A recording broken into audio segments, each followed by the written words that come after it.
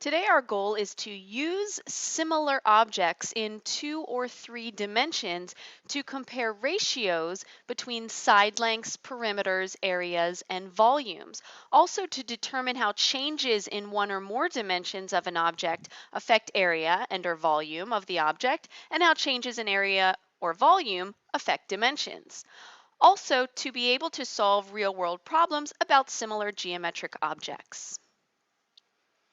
Recall that similar polygons have the same shape but different size. Therefore, the angles must be congruent and the sides must be proportional. Remember that when sides are proportional, there's a correspondence between the lengths such that when we make a ratio with the corresponding lengths, it creates a scale factor. The relationship between any corresponding lengths in similar polygons is that the ratio of any two corresponding lengths equals the scale factor. So you can take one side and put it over a corresponding side, and those lengths create a scale factor. But it doesn't have to just be the side. So any corresponding lengths, when we say any, that means the sides. That means the altitudes. That means adding up all the sides, which is the perimeters. Any corresponding lengths, put them over each other to make a ratio, and you get the scale factor. Let's take a look at an example with these two triangles. We are given here that triangle CAB is similar to triangle DEB. First, we're going to find the scale factor of triangle CAB to triangle DEB. So we need to match up corresponding lengths for the scale factor. So let's look in our picture to see where we have some numbers. In triangle ABC, side AC has a length. Altogether, that length is 12. AC from the statement corresponds to DE. DE has a length. Altogether, that side is 16. So I'm going to put 12 over 16 and simplify that ratio, 3 over 4. The scale factor is 3 to 4. Remember, there's different ways to write it. Also with the colon, both are acceptable. Notice that if we took just half of the side, since it looks like it's divided in half, 6 and 6 and 8 and 8, and use those corresponding lengths, like here and here, and 6 over 8, we reduce that ratio, it also reduces to 3 over 4, same as the scale factor. Remember, the ratio of any two corresponding lengths equals the scale factor. Let's look at the next one. Find the length of the altitude FB. So they want segment FB, this segment right here from F to B. Well, what is an altitude? We don't really need to know what an altitude is to do this problem, but we might as well discuss it here. Altitude means height. The height of something goes from the very top of it straight down to where the base is. Now, this one's going this way, so let's look at this by changing it, just turning it around. So they're calling it an altitude. That just means if we turn the triangle around from F to B, this segment right here is what we need to know. So we're looking for the height of the triangle if the triangle is turned this way, such that AC is its base. So that's going to be useful to us for what we're doing in part C. So we're trying to find the length of FB. What's the corresponding length in the other triangle? Well, from F to B, notice that B is the corresponding angle. So from B straight down to its base, as if we were able to turn this triangle also on its side. So if we can turn this triangle on its side, then we can see that that is the altitude also of the larger triangle. So let's make a proportion to find the length of FB. We know that FB corresponds with GB because they are in corresponding positions. So FB, which we don't know, over GB, which is 20, equals the scale factor. Remember the relationship, the ratio of any two corresponding lengths is equal to the scale factor. The scale factor, 3 over 4, and then we can cross multiply to solve. So 4 times FB equals 3 times 20, which is 60, dividing by 4, FB equals 15. There's the length of the altitude FB. Find and compare the areas of each triangle. The areas of the triangle. Now they give us a formula, area equals 1/2 base times height. That's why we need the altitude. H for height, and another way to say height is altitude. So in each triangle, we now have that. FB, the height in this one is 15. Here the height is 20. Earlier, we found the base by adding up that entire length. There's our base. B is for base. So let's do each area. Area of triangle ABC, 1/2. The length of the base is 12, and the height, the altitude, 15. Half of 12 is 6. 6 times 15, 75. Oops, excuse me, 90. I was doing 5 times 15. Okay, and then the area of triangle DEB, 1/2 times the base, 16, times the height, 20. So we have half of, I'll do this one this time, half of 20 is 10, and then 160. Now we found the areas, 90 and 160. Let's compare them, compare the areas. Well, how have we been comparing things so far? As ratios. Let's make a ratio out of these areas. 90 over 160. Let's simplify that. Divide by 10, get 9 over 16. What do you notice about these numbers? Think about how they compare to the scale factor 3 over 4. Have you thought of it yet? 9 is 3 squared. 16 is 4 squared. So if we're finding area, which is two-dimensional space, square units, we are using the scale factor squared to show the ratio of areas of similar figures. In fact, that's how we usually write the answer for area. If I had units in this picture, I would take my units and square them. 90 units squared, 160 units squared. Let's write down that relationship between the areas. The relationship between the scale factor and the area of similar figures. The ratio of the areas equals the scale factor squared, the square of the scale factor. How can we use that? Example 2, corresponding lengths in similar figures are given. Find the ratios, shaded to unshaded, that's just helping us remember to go from left to right, of the perimeters and the areas. Then find the unknown area. So first the ratio of the perimeters. So we have to remember perimeters is a length. If it's length, that's just the same as the scale factor. Area is two-dimension. If it's area, that's the same as the scale factor squared. So let's first find the scale factor. How do we do that? Match up the corresponding lengths. This side corresponds with this side. 14 over 20 gives us 7 over 10. That's our scale factor.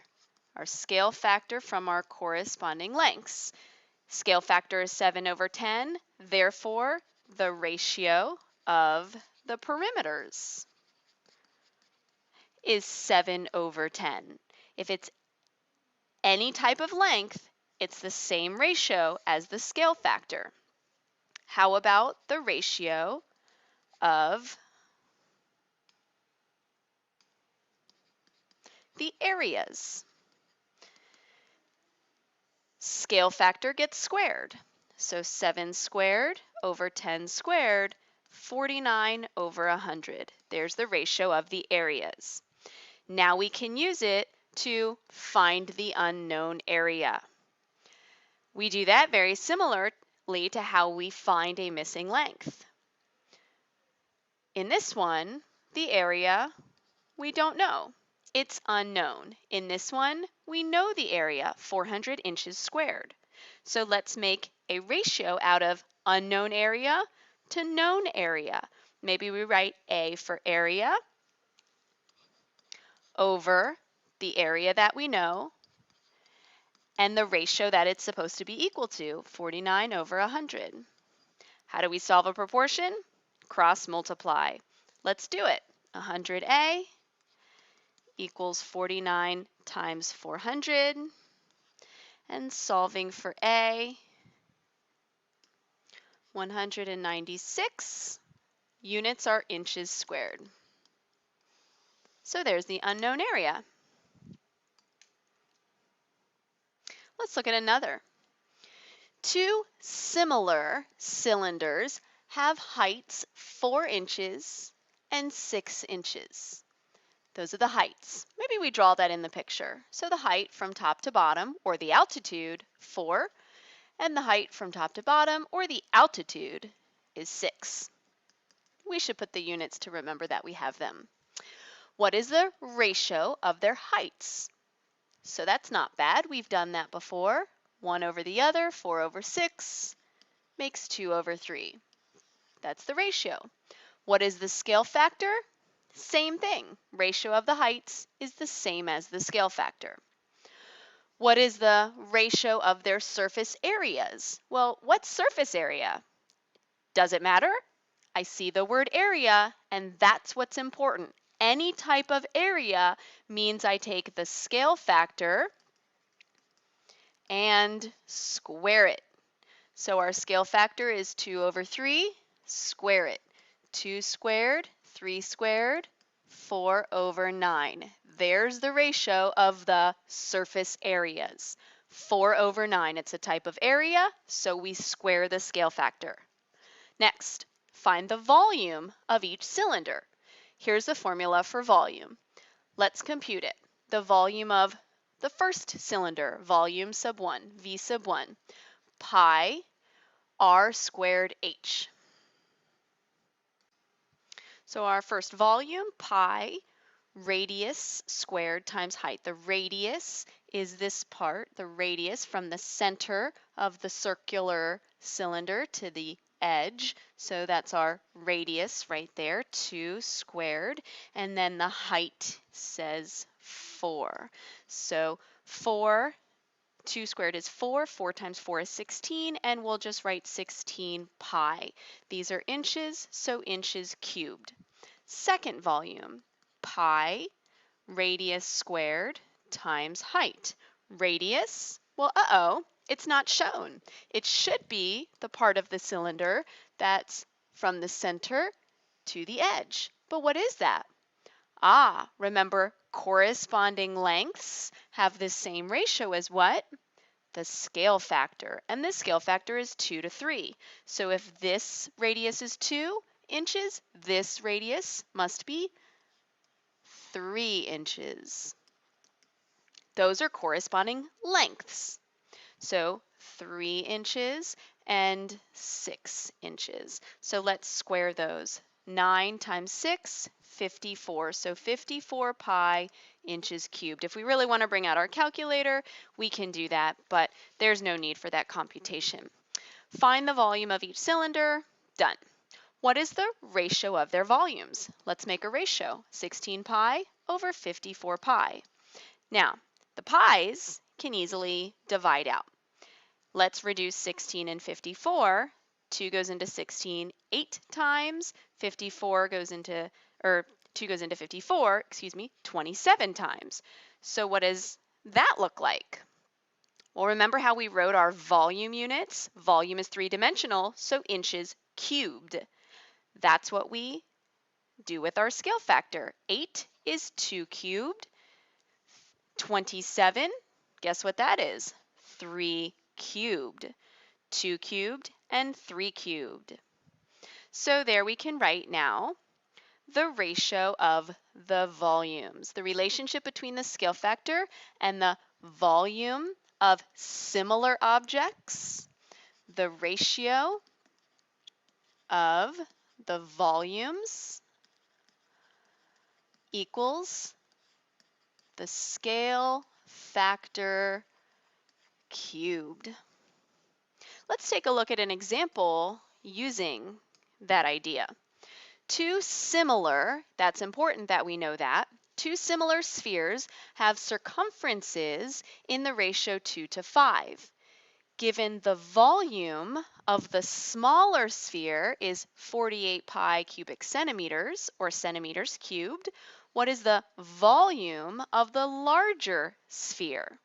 Now, notice I'm not underlining or highlighting the word sphere because it doesn't really matter what the object is. A sphere is a ball, but it doesn't matter. We can still do this without knowing that. That they're similar is very important. That we're given circumferences. Circumference is a length. That's very important. And that ratio is 2 to 5. So our scale factor, it's important to know, is 2 to 5. That's the ratio of the lengths, the circumferences. Given the volume of the smaller sphere, what's the volume of the larger sphere? Well, remember the ratio of the volumes will be the scale factor cubed. So 2 cubed and 5 cubed. 2 cubed is 8, 5 cubed is 125. There's the ratio of the volumes. Now let's make a proportion with the volumes that we know and want to know and the ratio of the volumes. So the smaller sphere has a volume of 48 pi. 48 pi. The larger sphere, we don't know the volume. What is it? So we can say V for volume, or X if you prefer that, equals the ratio of the volumes, 8 over 125. And then we can cross multiply to solve. 8 times V, 8V. 48 pi times 125. I'm just going to write it like that, 48 pi times 125. Now, why write it like that? Because I don't need to pull out a calculator then. And now when I divide by 8, you'll see some easy math going on. 8 into 48 goes 6 times. Now all I have to do is multiply 6 times 125. So the volume that I need, that larger sphere, is 6 times 125 and then times pi, or 750 pi centimeters cubed. We did it!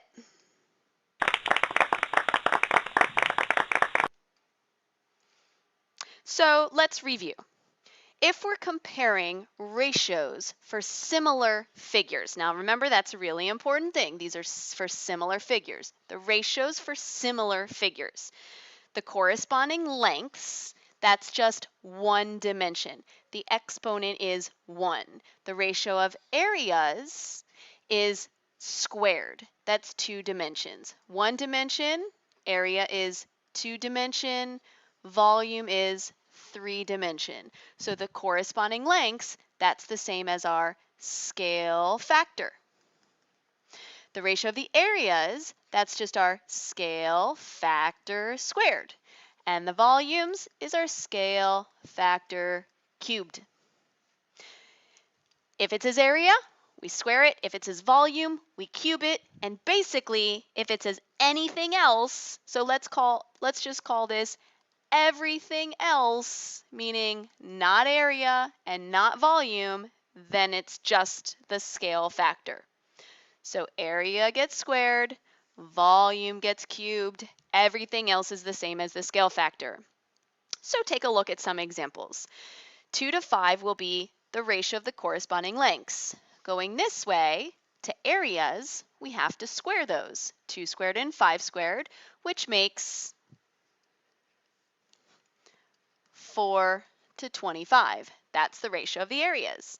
To get the ratio of the volumes, scale factor cubed. 2 cubed, 5 cubed makes 8 to 125. How do we go from area if we start here? First, let's go back to scale factor. So if these are numbers squared, how do I make them not squared?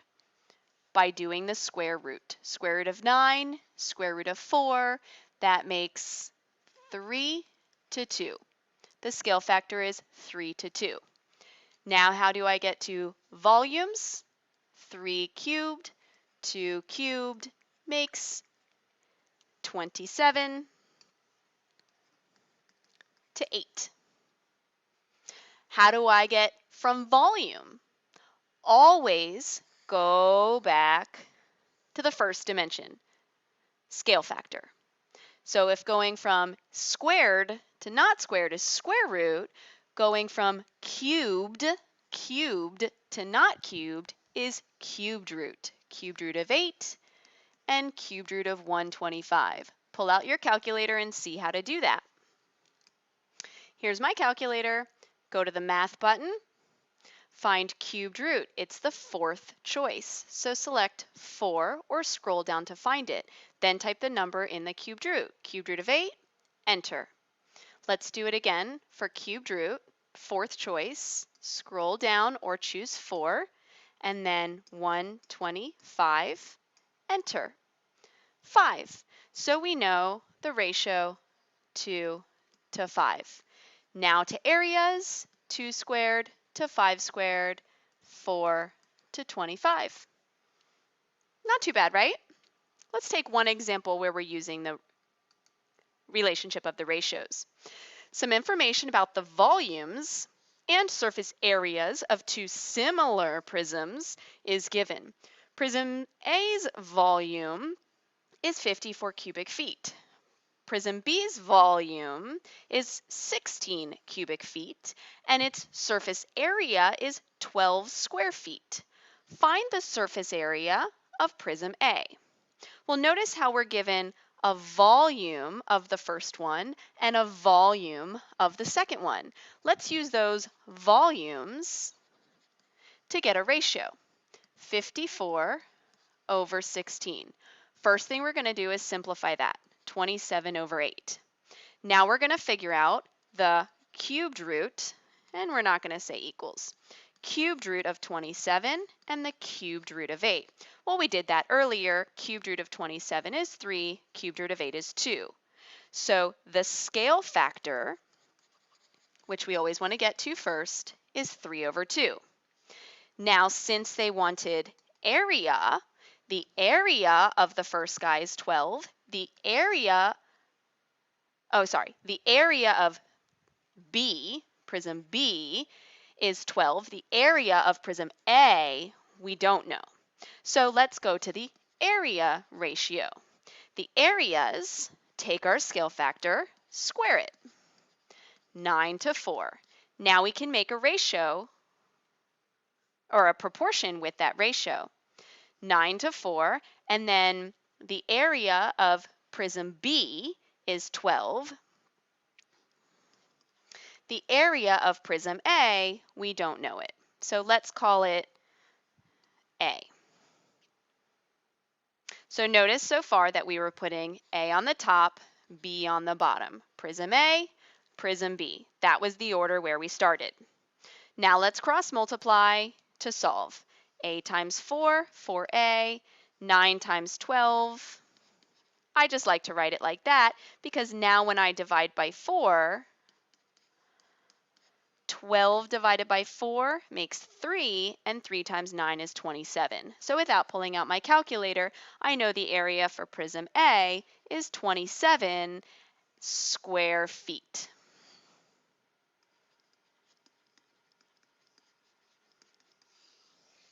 We did it!